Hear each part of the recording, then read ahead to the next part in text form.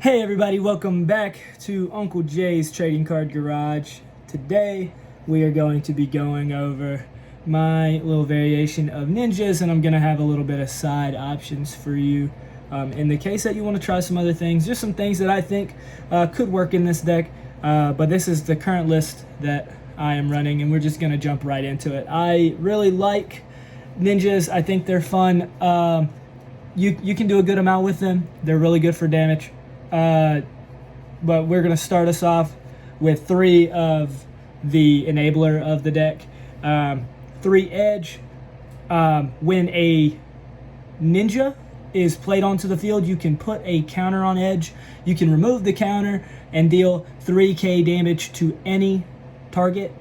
On top of that, he reduces the cost to play ninjas. He reduces it by 1, so he makes all of your ninjas -1, and it pretty much color corrects everything. So like you don't have to pay the specified cost to play them. So he's just really, really good. He is the enabler of the deck. He's what makes ninjas and what makes them good.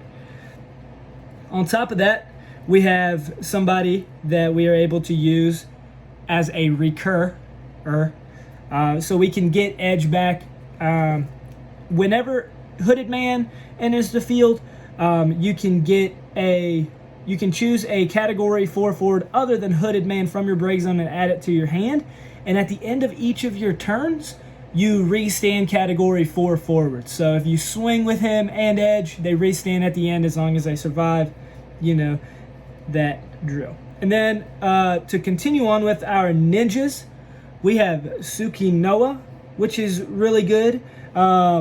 When Tsukinoa enters the field, you can choose the same number of characters as you do job ninjas or named ninja, and restand them. So if you tap out or you tap 2 to play him, you can untap those 2, which is really cool. And then you can pay a wind, and he can't be blocked by forwards of cost 5 or more. So he can kind of just swing you for game as long as he survives into that next one. Definitely if they have big monsters like Behemoth K, Braska, things like that, that can be super big. And then we have the Zangetsu. Zangetsu is really good. When Zangetsu enters the field, you can choose the same number of characters as you control job ninjas, and you can dole them. So if you have 4 job ninjas on the field, you can dole 4 characters, so you can use that to swing for game, etc. Zangetsu gains, you can tap 1 and Zangetsu can gain haste until the end of the turn. Really cool. And then Geku, he's kind of our bomb. And what he does is, so when Geku enters the field, choose 1 forward the opponent has, deal it 2,000 damage for each job ninja or card name ninja that you control, which is super busted. And then if you pay a fire, he gains brave until the end of the turn. It's just that is super good in itself. And then the last of our ninja forwards is our Onion Knight. When Onion Knight enters the field or attacks, choose 1 forward, deal it 3k.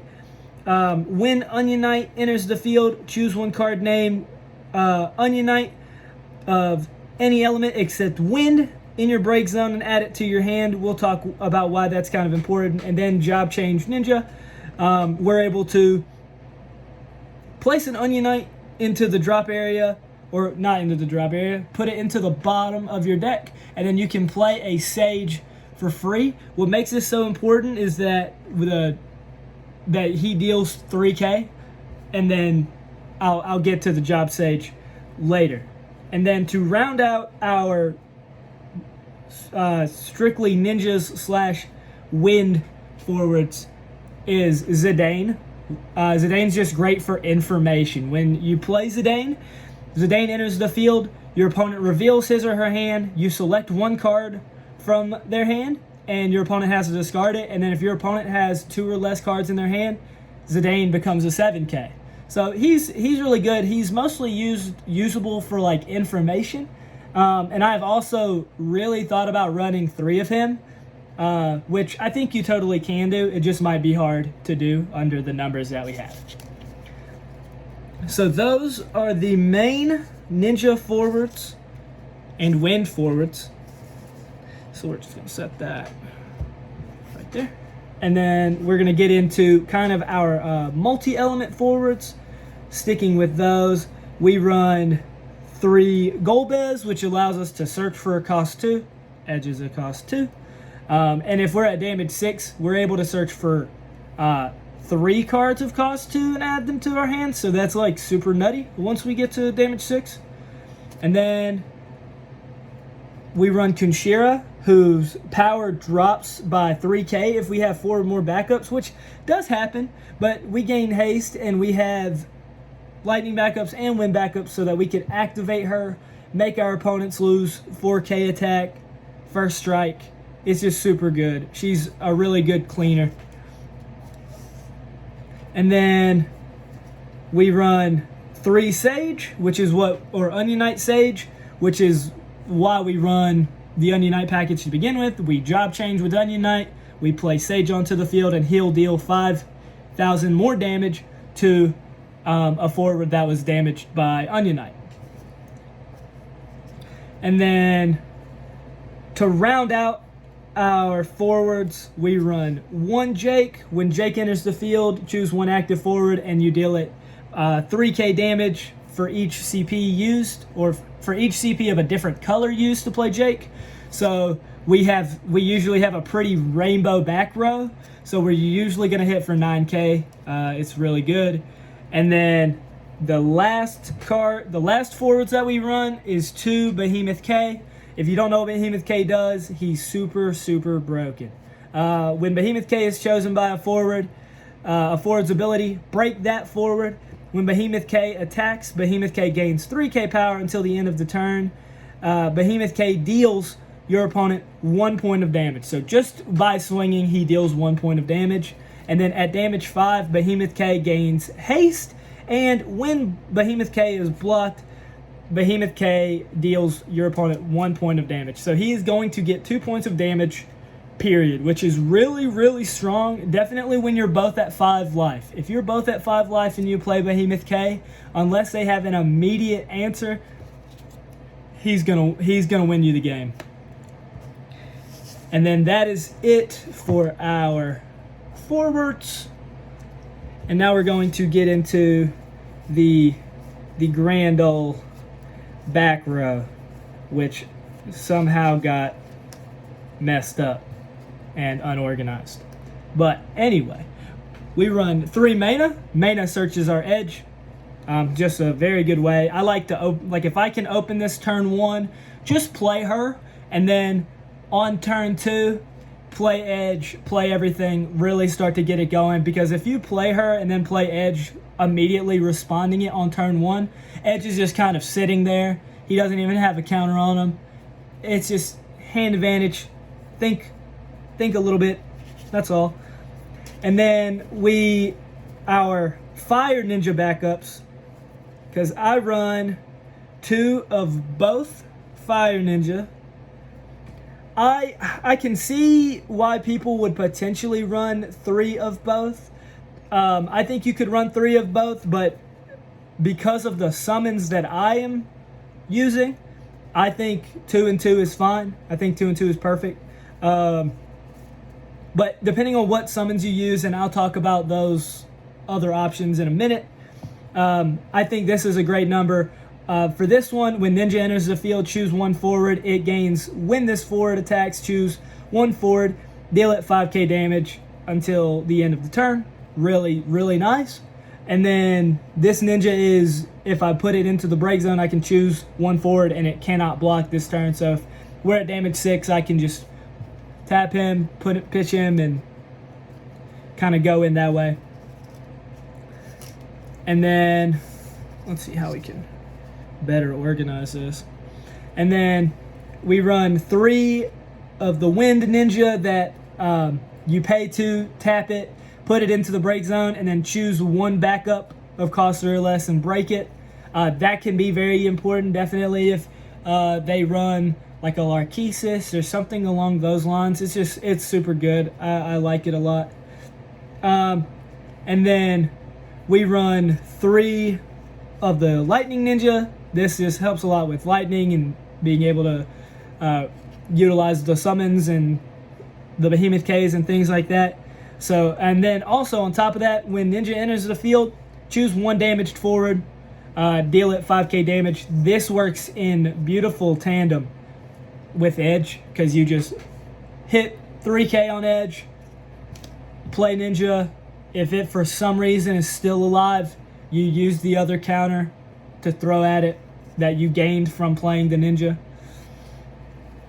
And then to round out my backups, we run 1 Imposter that is not a Ninja. And her name is Rafa, because if you tap her and put her into the break zone, you can choose up to 3 forwards the opponent controls and deal them 4k damage. It's really, really strong. Definitely in tandem with like the fact that we just deal so much damage. And then the summons that we run 2 Rama. There are definitely other options we could do here. Definitely, like I'm going to talk about that in a second. Because I like this card a lot. Specifically because it can deal more damage. Like it's a damage dealer that also can give a lightning forward haste. So like if I wanted to give Behemoth K haste, or Jake, or even Golbez, or characters like that, I could. It's also a way that I could do a 2-for-1 instead of making Zangetsu use haste on himself. I could use Rama's haste. But anyway, this card is select 2 of the following 4. Choose 1 monster of cost 2 or less. Break it. Could be useful in some situations. Not going to really be useful here. Choose 1 forward of cost 4 or less and dull it. That's going to be useful if we're in like a Sophie matchup or things like that where they just have really big fours. Just allows us to get past them. And then choose 1 active forward, deal it 7k damage. That's going to be super important just because of the extra damage that we can ping consistently. And then choose 1 lightning forward. It gains haste until the end of the turn. So it's super, super good and super fun. And then we run 2 copies of the 2-drop Chocobo summon. It's really good to save Edge if we need to, or save any card that we need to for that matter. So just choose 1 forward you control, return it to its owner's hand, and then we get a draw card. So it replenishes itself, and we're most likely going to have the back row for it. So that is the main deck, and now we're going to talk about some alternative options. For me, I think Amaterasu is a very solid alternative option for this deck. Definitely considering we don't have a whole lot of things that punish on-play effects and ETBs. But for the style that we're running for this is really just about us being very aggressive and being just damaging really everything that comes onto the field. We're going to try to take care of it ourselves. A problem that I've noticed when testing this deck is Braska's Final Aeon can be a big issue for this deck, just period, because all of its unless we play Gecko, like Gecko is a good way to just kill Braska pretty easily, and then Chocobo whoever Braska targets. That's been my best out against Braska. But he could also, like, Amaterasu could be a super solid out. Just because you can hit the 3K, you could ping him, and then as he activates his effect, you can just Amaterasu it and kill him, it's a really good out. So if you're really afraid of Braskas, or if you know that your locals are running hella Braskas, popping a mod in there, or 2. Like, you could probably just take out the Ramas for it. That's what I would do if I felt like that's what I needed. A little combo that could be decent is the Yuffie 1-drop that would literally be played for free, and then you could Belias her to make her go for haste, and she just can't be blocked, and we usually run the back row for that. So considering that she's free, like, this could be just a fun combo. Like, if you're just I don't know, like if you're wanting to make it a little bit more fun, I feel like it's probably a lot less efficient, but I can see cases in which this could be really, really fun to utilize. Definitely because she's literally a 3K and she's free. Like you literally just play her because of edge and then boop, it's over. So yeah. And then on top of that, other summons that we could utilize is Bahamut Zero and Diabolos. Both we have their elements, and if we run Diabolos, then we could then just run like maybe another wind backup. But I think with Mana, and the other wind ninja are good enough as our 2 wind backups. And so if you were to utilize one of the fire summons, you may want to add a third of either of the fire ninjas, wherever they are. Either of these, you could add maybe another one. But if you were going a more wind route, maybe you take out one of the fire ones. And then Janai, just because he's another ninja, he's got back attack, first strike. He's used, like, he literally deals 4K to an opponent and then has first strike. So if anybody swings in with a 6K or an 8K, they're going to die to Janai. So that's just, it's super cool, and a lot of regular lists run them. And then Ishtola is just another way to protect edge if that's something that you want to do. But overall, I think these are probably the better side options. I've seen people run different backups that are not really ninja-esque. So I could see, instead of running Rafa, run Blaze or run Zandi. Either of those work, but I just like Rafa. I think Rafa works well, and it definitely is good for us considering we run lightning summons along with Behemoth K and a multitude of other lightning cards.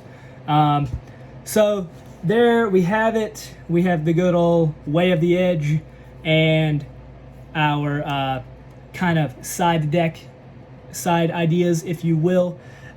So I hope you enjoyed it. Please leave a comment, like and subscribe, and we'll see you next time. Uncle J out.